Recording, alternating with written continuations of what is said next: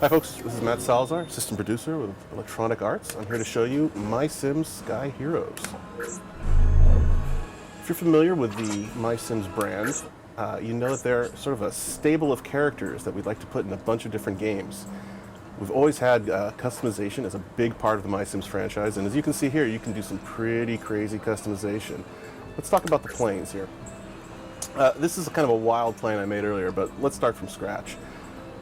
As you progress through the game, you unlock these different plane types, and there's a whole variety of plane archetypes you can go through. You've got Raider, Guardian, Shadow.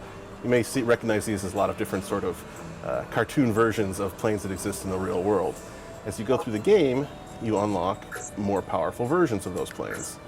So here's a more powerful version of the Bomber, the Raider, Guardian, etc. But what's really cool about this is you can mix and match all the parts. So let's say I start out with a level 3 Raptor. There's a goofy looking plane if there ever was one. But I really don't like those wings. They're a little too flamboyant. So let's put something a little less flashy on there. How about those wings? Okay, go with those. And maybe we want to have engines that are a little more menacing looking or archaic. How about some giant prop planes on there? We can swap out the tail for, oh, there's a fun one. And let's get some really dynamic exhaust. Disco. Gotta have the disco. So really, there's a lot of opportunity for you to make the plane your own. But beyond that, we really want to be able to let you paint it. Now, you can paint everything at once. I like red planes, so there you go.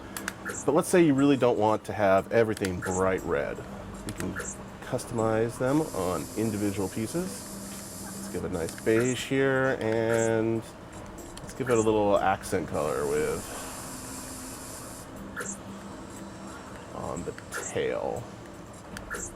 Tail can be a little green, and put on the inner body, we'll put a little pink for flair. There you go. You also can add a logo to your plane, and these logos represent different teams in the story mode. I'll talk about more of that in a minute. And lastly, as you progress through the game, you unlock tuning parts. These parts have subtle gameplay effects. So like this magnet here lets you collect special weapons and health from a farther distance. And let's go with stronger machine guns. I like to use a machine gun a lot in my play. It's a pretty powerful weapon, so let's go with that.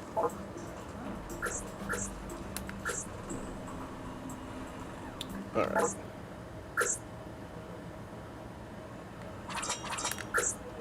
So, gameplay. Two main types of gameplay here, races and dogfights. Dogfighting is really kind of the core of the game. You'll notice we have two different types of gameplay modes, free-for-all and team modes. The reason for this is we look at MySims SkyHeroes as a sort of game that's fun for all ages, and it's very good as sort of a cross-generational gaming experience. So let's say you're a gamer and you've got a little kid who's coming up, getting into games right now, and you really want to be able to share the experience with them. Well, maybe dad sits down and takes out 9 enemies, and Junior only takes out 1, but hey, together you took out 10 enemies, and that was a great victory. So let's do a free-for-all dogfight. All sorts of variables you can set here, but let's do a quick little game. I'm going to put a bunch of enemies on here. Now, difficulty. This is a game initially targeted for kids, but not a typical kiddie game when you think of games like that. When we looked at the game space right now, especially on the HD consoles, we saw that a lot of kids were going from the real juvenile games into straight into Halo, the Modern Warfare, those sorts of dynamic action games that really may not be age appropriate. So we thought, well, this is a good opportunity to make a solid, difficult gameplay that can appeal to all ages. So if you're familiar with MySims, here's a bunch of different characters you might be familiar with. Oh, hey, who's that? We got a few surprises from EA's stable of characters that we snuck in here. But let's go back and let's pick a created character that we have made custom. And let's pick Let's pick that custom plane we just made. There it is. Couple perks. And here are our levels. You'll notice a lot of different archetypical levels, bright, colorful, very kid-friendly, but very distinct. One of the things that we found when making a flying game is you're really playing with the negative space. So all the little nooks and crannies to fly into, the obstacles to fly around that present the real challenges and make the gameplay more dynamic.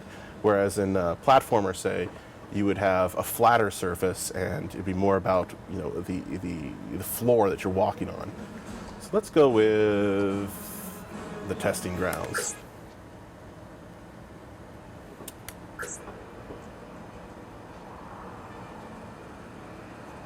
Giant bug spaceship thing. Why it's there? Oh, you'd have to play story mode to figure it out. So here you can see types of power-ups. I just grabbed a shotgun power-up. So I find someone to shoot here. Oh, there's Buddy. I can't stand Buddy. Variety of power-ups, both offensive and defensive. This is a shield, very important, especially. Whoa! Giant pink lasers from space. Always got to watch out for that orbital strike. Control is very simple. Left stick, control around. One of the things we put in here, and we thought was very important, we have a special spot right here in the pause menu to invert the Y-axis. If you're a more experienced gamer like myself, you're probably used to flying games pressing down to go up and up to go down. A lot of younger kids, though, aren't. They expect up to go up and down to go down. So we wanted to have that option easily accessible for everybody. So I just picked up another cool power-up. This is the F-beam. Giant green laser arcs all the way across the level, and I'm going to use it to slice up zombie Carl like a lightsaber here. This is the F-beam, made by Dr. F, one of our ever-present mad scientist characters. And as you can see, I'm getting my butt kicked. The game is challenging, and we didn't want it to be easy. This is meant to be a serious gameplay for all ages, and we really wanted kids to feel like, oh, there's a challenge.